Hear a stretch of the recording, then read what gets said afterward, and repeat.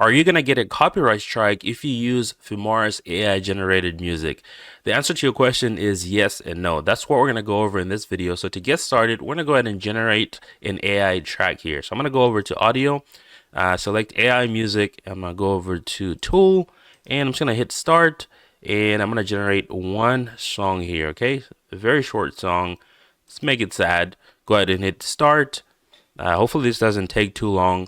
But once this pops up, we are going to be able to look at the license of every song that generates or soundtrack that generates on here. Okay. All right. So as you can see here, this has been generated. Now, what you want to do here is click on these three little dots here on the track itself. So click on that, and you want to click on the license that's on here. So you can tell here, this is a non-commercial license. We're going to dive deep to see what this is. So I'm going to click on that license, and it's going to open up the license page here. So this is going to show you, give you a brief overview of, there's a lot of music in this catalog, easy subscription, worry free, 100% copyright safe and reliable. Yeah, just a bunch of cool stuff here. Now, the most important part is going to be this authorization scope here. So one thing to note is that this music isn't really fully AI. Filmora is getting these, I guess, like these resources from, from Audio Stock. Okay, so Audio Stock has their own terms of service. So Filmora has to be within those boundaries. Okay. Now, on the left side here is going to be what's allowed. So essentially what's allowed is you can use this for your personal things, right? So if you're posting on YouTube, even if you make money from it, if you're posting on TikTok, right? If you're posting on Facebook, if you are, doing a live stream on YouTube, Twitch, or whatever, you're gonna be able to use this music, okay?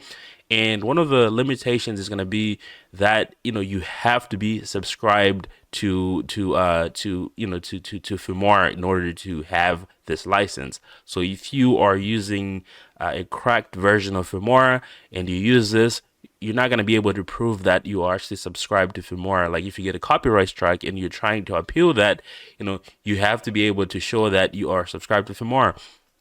Now, on the last point here, you can see that it says if you have an active subscription, you can use it on your personal channels without worrying, right? Sometimes you might get a copyright strike. You just have to appeal it and prove that you are subscribed to Filmora, right? Or you can email this. They even have a support email here. Now, on the right hand side, you're going to see what's not allowed, right? So this is going to be for commercial use. Essentially, if you own a business and you are trying to maybe do some TikTok ads or YouTube ads, you cannot use this music, right? So you're not going to be able to, do it in promotions. You're not going to be able to use this in, let's say, as part of a product and you're selling it. You're not going to be able to do that. Now, another thing you're not going to be allowed to use here is going to be if you're creating for anything that's not streaming, right? So for YouTube, it's fine. Live streaming is fine. But if you're going to incorporate some of these tracks into NFTs, right? Things like NFTs, or if you're going to burn it onto a disc or a CD, or if you're going to, if you make video games and you want to add one of these in your video games, you're not going to be able to do that. If you're making like a movie, you're not going to be able to do that. Like for TV, that's going to be commercialized, right? So you can get confused, what's the difference between putting this in a movie and putting this in a YouTube video that's edited very well, that looks like a movie. The difference is going to be putting it into a movie that's commercialized, right? That turns into commercial, right? If that goes on TV, if that goes on on streaming platforms and stuff like that, like Amazon movies and Netflix and stuff like that. Now that's commercial. You're not going to be allowed to do that.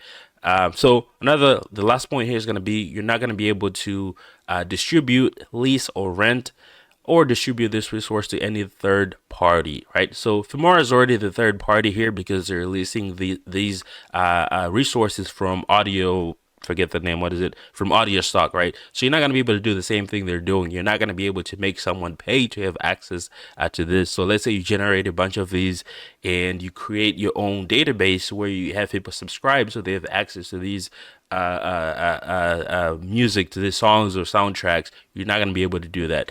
So one thing to note here it's gonna be, you're allowed to use this for personal use. You can post on your videos, you can post on Instagram, you can post on personal things. Now, once you commercialize this, that means incorporating it into a business or something like that. You're not gonna be able to do that. Okay.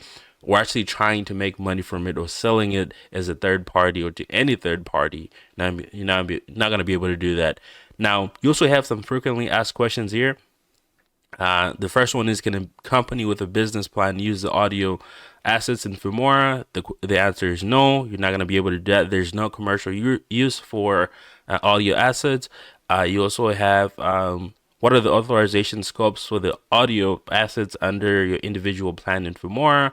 This details what you're allowed to use, which falls under what's allowed here, right? This is going to be, blogging, webcasting. You can publish the videos, including audios, on your personal channel or on popular platforms such as TikTok, Facebook, YouTube, and more. So the keyword here is going to be personal. Okay. A bunch of other questions here that you can go over. One of the questions that people ask is that, well, isn't this AI? Who owns it? Like I said before, if you go down here to the last frequently asked question, you can see that, this is, these are resources that are pulled from Audio Stock, which is a completely different website. So if you go to the website here, hit Audio Stock, you can see this is, where they're pulling these AI generated music, right?